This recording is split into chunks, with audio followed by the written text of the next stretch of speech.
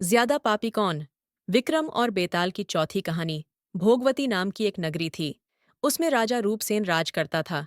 उसके पास चिंतामणि नाम का एक तोता था। एक दिन राजा ने उससे पूछा, हमारा विवाह किसके साथ होगा? तोते ने कहा, मगध देश के राजा की बेटी चंद्रावती के साथ होगा। राजा ने ज्योतिषी को बुलाकर पूछा, तो उसने भी यही कहा। उधर मगध देश की राजकन्या के पास एक मैना थी। उसका नाम था मदन मंजरी। एक दिन राजकन्या ने उससे पूछा कि मेरा विवाह किसके साथ होगा? तो उसने कह दिया कि भोगवती नगर के राजा रूपसेन के साथ। इसके बाद दोनों का विवाह हो गया। रानी के साथ उसकी मैना भी आ गई। राजा रानी ने तोता मैना का विवाह करके उन्हें एक पिंजरे में रख दिया। एक दिन की बात है कि तोता मैना में बहस हो गई। मैना ने कहा, आदमी बड़ा पापी, दगाबाज और अधर्मी होता है। तभी तोते ने कहा, स्त्री झूठी, लाल और हत्यारी होती है। दोनों का झगड़ा बढ़ गया। तो राजा ने कहा, क्या बात है, तुम आपस में लड़ क्यों रहे हो? मैना ने कहा, महाराज, मर्द बड़े बुरे होते हैं। इसके बाद मैना ने एक कहानी सुनाई। इलापुर नगर में महाधन नाम का एक सेठ रहता था।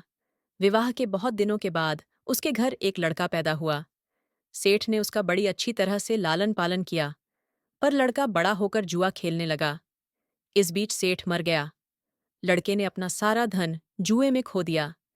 जब पास में कुछ न बचा तो वह नगर छोड़कर चंद्रपुरी नामक नगरी में जा पहुंचा। वहां हेमगुप्त नाम का साहूकार रहता था। उसके पास जाकर उसने अपने पिता का परिचय दिया और कहा कि मैं जहाज लेकर सौदागर करने गया था। माल बेचा, धन कमाया, लेकिन लौटते में समुद्र में ऐसा तूफान आया कि जहाज डूब गया और मैं जैसे तैसे बचकर यहां आ गया। उस सेठ की एक लड़की थी, रत्नावती। सेठ को बड़ी खुशी हुई कि घर बैठे इतना अच्छा लड़का मिल गया। उसने उस लड़के को अपने घर में रख लिया और कुछ दिन बाद अपनी लड़की से उसका ब्याह कर दिया।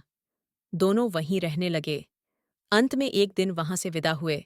सेठ ने बहुत सा धन दिया और एक दासी को उनके साथ भेज दिया। रास्ते में एक जंगल पड़ता था।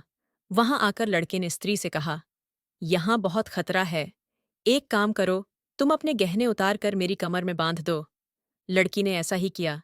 इसके बाद लड़के ने कहारों को धन देकर डोले को वापस करा दिया और दासी को मारकर कुएं में डाल दिया। फिर स्त्री को भी कुएं में पटक कर आगे बढ़ गया। स्त्री रोने लगी। एक मुसाफिर उधर जा रहा था। जंगल में रोने की आवाज सुनकर वह वहां आया। उसे कुएं से निकालकर उसके घर पहुंचा दिया। स्त्री ने घर जाकर माँ बाप से कह दिया कि रास्ते में चोरों ने हमारे गहने छीन लिए और दासी को मारकर मुझे कुएं में ढकेलकर भाग गए। बाप ने उसे प्यार से समझाया और कहा कि तू चिंता मत कर, तेरा स्वामी जीवित होगा और किसी दिन आ जाएगा। उधर वह लड़का जेवर लेकर शहर पहुंचा। उसे तो जुए की लत लगी थी। वह सारे गहने जुए में हार गया। उसकी बुरी हालत हुई तो वह यह बहाना बनाकर कि उसके लड़का हुआ है, फिर अपनी ससुराल चला। वहां पहुंचते ही सबसे पहले उसकी स्त्री मिली। वह बड़ी खुश हुई। उसने पति से कहा, आप कोई चिंता न कर, मैंने यहां आकर दूसरी ही बात कही है। जो कहा था वह उसने बता दिया। सेठ अपने जमाई से मिलकर बड़े प्रसन्न हुए और उन्होंने उसे बड़ी अच्छी तरह से घर में रखा। कुछ दिन बाद एक रोज जब वह लड़की गहने पहने सो रही थी, उसने चुपचाप छुरी से उसे मार डाला और उसके गहने लेकर भाग गया। मैना बोली, महाराज, यह सब मैंने अपनी आंखों से देखा। ऐसा पापी होता है आदमी। राजा ने तोते से कहा, अब तुम बताओ कि स्त्री क्यों बुरी होती है। इस पर तोते ने यह कहानी सुनाई। कंचनपुर में सागर दत्त नाम का एक सेठ रहता था। उसका श्री दत्त नाम का एक लड़का था। वहां से कुछ दूर पर एक और नगर था, श्री विजयपुर। उसमें सोमदत्त नाम का सेठ रहता था। उसका एक लड़की थी।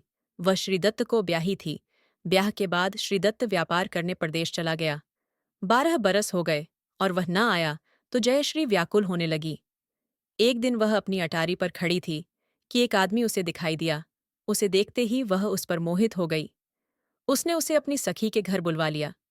रात होते ही वह उस सखी के घर चली जाती और रात भर वहां रहकर दिन निकलने से पहले ही लौट आती। इस तरह बहुत दिन बीत गए।